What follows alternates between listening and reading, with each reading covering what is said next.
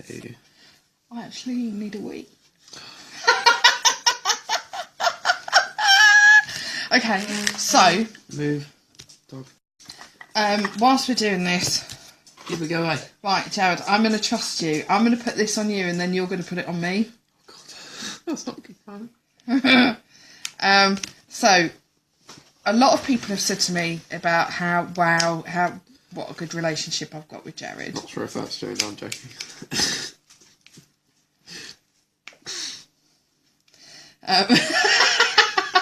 It's because I beat him daily. Yeah. Please help. You're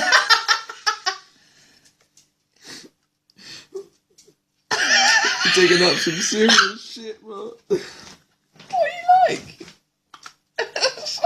You taught me to act. Yeah. Okay, fair enough. So, do you choose to start or? It's cold. You like it? I like it, but it's cold. Oh, is it on your Okay, nose? so do you choose to start or? Well, one of the things that we've had that I started, careful, when you were quite young, was we had what we call Sacred Bond of Truth. Papa, Sacred Bond of Truth. And I remember Jared, when he was 6 or 7, coming home and saying to me, one of the boys at school, Mum, no, you must have been younger than that. I can't even remember this. I might do when you go into detail. Lavish the detail. And you said to me, one of the boys at school said, Father Christmas isn't real. And I said... we should have put a disclaimer at the beginning of this video saying there might be... No, truth because bombs. I said... Santa Claus is real. I said the magic of Christmas is real. And eventually, Jared called in our Sacred Bond of Truth. Mm-hmm. And I said to you, do you remember it now? Yeah, yes I do. No. I said to you, we were driving over the bridge from Lincoln. That's it, exactly. And I said, are you sure you wish to invoke our Sacred Bond of Truth now? And stupid little Jared said, yeah, let's do it. Look at me a minute, so I can get that side. Careful not to get that's it. All right. And so the story was told. And we decided to ignore that conversation afterwards, didn't we? We still believe in Father Christmas. Father Christmas, of course, Father Christmas is real. So that's one of the things, especially when I've grown up to be like a teenager. It really helps that I have that secret bond of truth, so it sort of like sift through all of the parenting BS sometimes. Okay, that makes sense. And it also, I know that I can confide in you. Mm-hmm. So you trust me? Yeah, a bit more because of that. Okay, that's cool. I'd say that another reason as to why we have a good relationship is because you can get on my wavelength sometimes. Can I? Yeah. Does that mean I'm down with the kids? No. Just the fact that you said down with the kids. I did that on not down with the purpose. kids. I did that on purpose. Go on, your turn to do it on me. Oh, okay. Jesus Christ. I'm just gonna... Oh, I can't... How's it... Okay. You can do it. Right, I trust you. Let me... Roll up your sleeves. There you go. Roll up your sleeves. So. We've always had a laugh together, haven't we? We always... Oh, another thing is she's forced and instilled upon me acting and stuff. So. Forced it. Forced it. At gunpoint. Yeah. So we've always had that. She didn't force me. I love it. I'm going to give it like a backhand strap.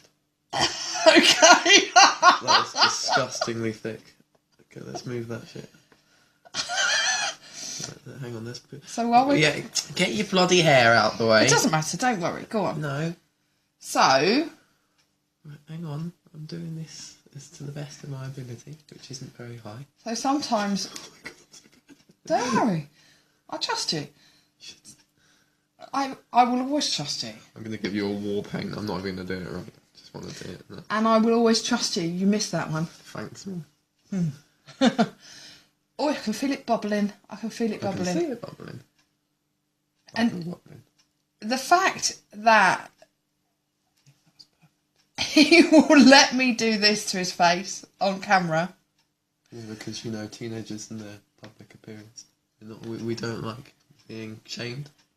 So I trust you, Mum, and stuff. Yeah. You can't see his backhand. He's going. Yes, they can. Like some kind of. I'm using way too much of this, aren't I? That's all right. Don't worry. It's all good. We do have a giggle. We like this a lot of the same kind of music and a lot of the same. Oh, I need to show you some music. It's important that I show you some music. Actually, I found a new group. It's awesome. Joywave, everybody, if you're interested. Okay. Love you too, Holly. Love you, Holly. So, we do. Tips for being a good mum or parent, I'd say, from my mum that I've noticed. From your perspective. From my perspective. Mm-hmm. Don't worry. Is got it in my mouth. Step one. Attempt to find common points and don't harass them if you can't find any. And show in a way that's constructive, not like you should like this type of music. For example, just taking music as an example, say, "Oh, I like this kind of music. Would you like to listen to it?" If they say no, then it's not a big deal. Just keep asking them gently. Don't harass them. Do you want to listen to this music today? No. Well, for me, with a lot of the music, it was singing in the car. Exactly, and it just sort of grew from there. Grew. Yeah. And now Jared does Jimi Hendrix guitar solos. Which is different. And that's something that he's got. It's alright, just spread it around a bit. That's it. No, careful, because you keep going like that, you're going to get it on your clothes. That is not good. So, yeah, there's that kind of thing. The dancing in supermarkets. Tiger stance. Tiger stance in Lidl's queue. That's a good one. In short, I'm very exuberant because of this chick. Just kind of like showing... I've shown him that it's okay to enjoy life. Get your bloody air out of the way. He did say life, he whispered it. It's okay to enjoy life and to have fun. And it's also, it's showing that your kids, that you're not just like adult. It's being cheeky and like swearing and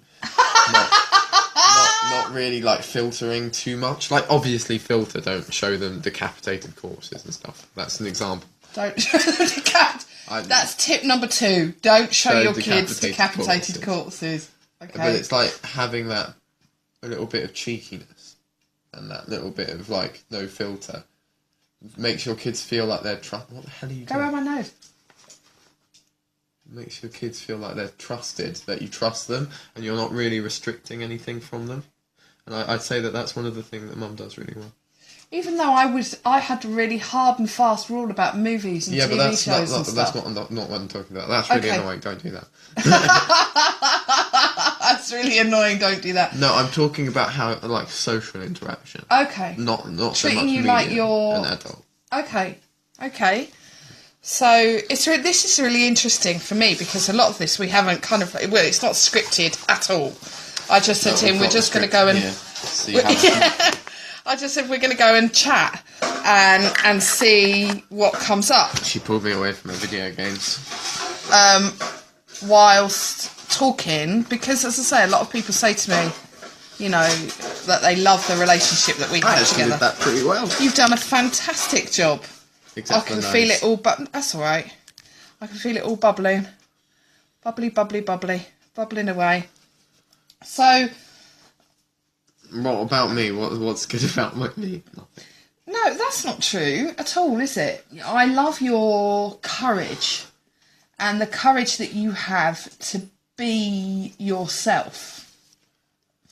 And even when you were going through phases of being bullied because people just didn't get you, you still didn't give that up. You didn't turn into a little... cheap man. Sheeple.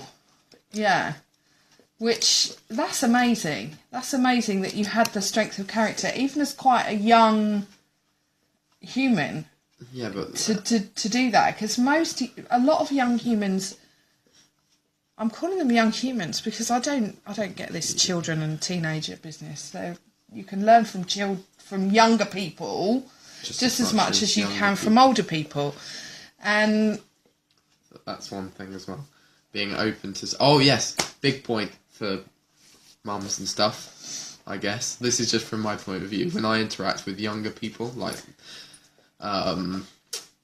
3 to up to 7-year-olds, yeah, the way to really get through to them and to, like, interact more intellectually, and I know that's a weird way of putting it. Oh, I understand what you mean.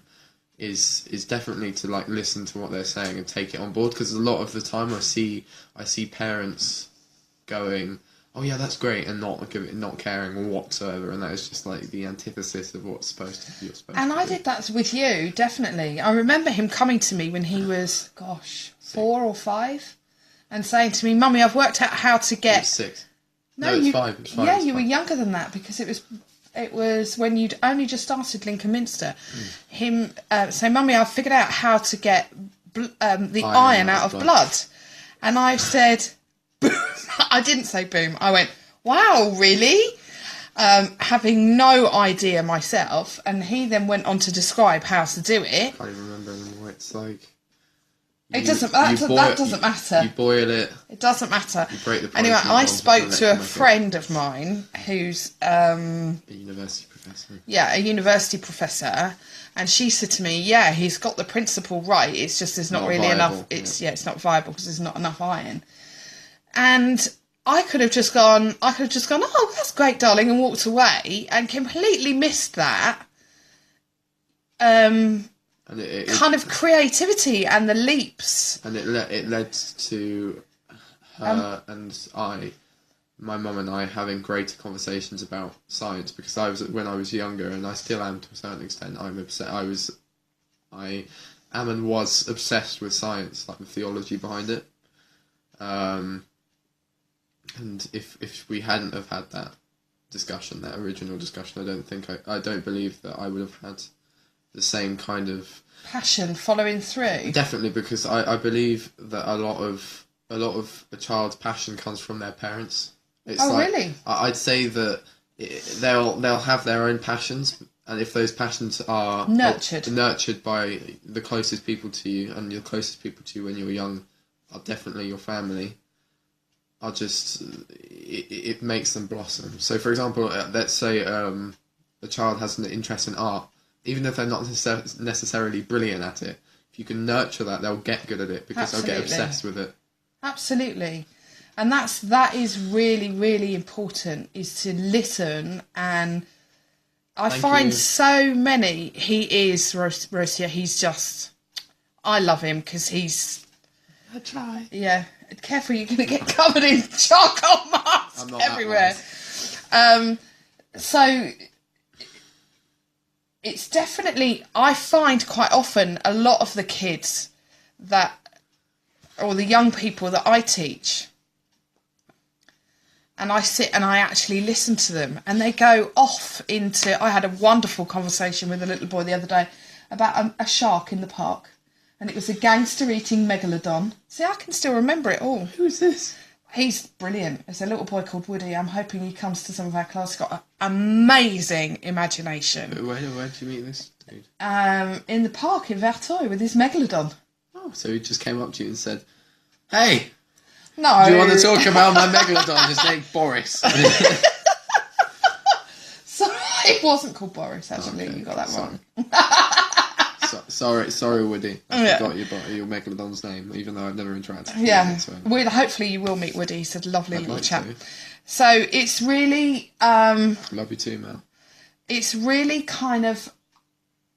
It's amazing to find out what's actually interesting to them, and then go with that. And I found out a load. Did I tell you the group name that I wanted? Because I'm going to forget otherwise. Joy something. Joy Wave, yeah. Joy Wave, I did tell you, sorry. You did, I remember. Continue on your tangent. And when you find out what kind of floats their boat, and you see... It kind of helped me to see stuff in completely through new eyes. And I believe that you can get a really, really good perspective on reality from your children because they have that innocence. 100%. No filter whatsoever. 100%. So you get like the raw side of things. And the complete joy and innocence. Exactly. And I believe that that it's super, super rewarding to have a really brilliant relationship with your... And it was sort of not forced, but it was put into place because of what happened between my mum and I. Like saying when my parents split up and I was just with mum, we're on our own. Mm-hmm. It was vitally important that we had a good relationship. Mm-hmm. And I'm not saying that that's the only reason as to why. And yet, I believe that it is vital as to why we have a good relationship. And I'm not saying that it's not possible for anybody else to have a good relationship whatsoever. What I am saying is, from my point of view... It's that time. It's that time that we spent together just not knowing where we're going, where we were going, and like... I remember somebody saying something to me when you must have been quite young still, when somebody says to their child, "Not now, I'm too busy," what we're actually saying is, "You're not my priority." And when you flip it to that, when we actually flip the words to oh my goodness, how amazing! Woody's mum's just come on. I was just talking about Woody. I don't know if you saw. Tell Woody that I'm interested in his megalodon. So when we say, "Not now, I'm busy," to a child, what we're actually saying is, you're not my priority. And when we flip it to that, it actually, the realisation of what we're saying hits. And because he would never not be my priority. And I know that's the same for everyone. All good parents, all parents who love their children and who are not wackadoodle. I've said a lot on what parents could do to reinforce that relationship. And I feel that it's necessary for me to speak about how my generation and how my age group can reinforce their relationship with their parents. Okay, that's interesting. I believe that I have a good relationship with you, notably due to like how open I am to listening to adults. Mm-hmm. And it's especially, I believe that it's very, very, very important to get your kids in contact with their grandparents if they're still around. I'm sorry, but because it really opens and sort of just like stick them with them because they'll have to speak to them, and I believe that opens family, up the whole wider family. And I get that from like Woody says thank you. I believe that like with my interactions with Woody. Nanny Ann, my dad's mum, and from Yaya as well. Yeah. I get a lot of respect for elders, and then you go down the chain and you see more of what your parents have to offer. Did that make any sense? Yeah. Good. Yeah, having the wider family and having contact with the wider family is really, really important.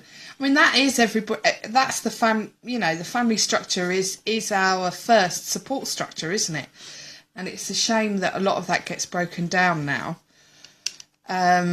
So that was very interesting from your perspective to know that is still important. I'd say it's you say it's valuable. Yeah, definitely.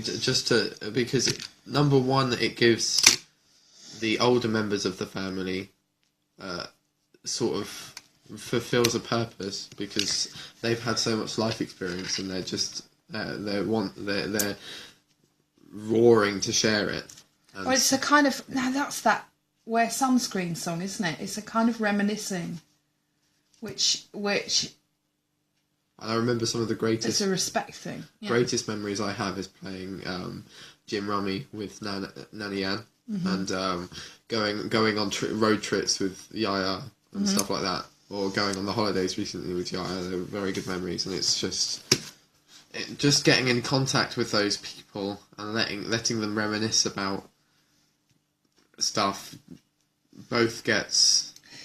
It both lets them reminisce and gives you so much powerful knowledge and life experience and street knowledge and everything, and it's just this beautifully packaged in a story. It's as well. I'm 16.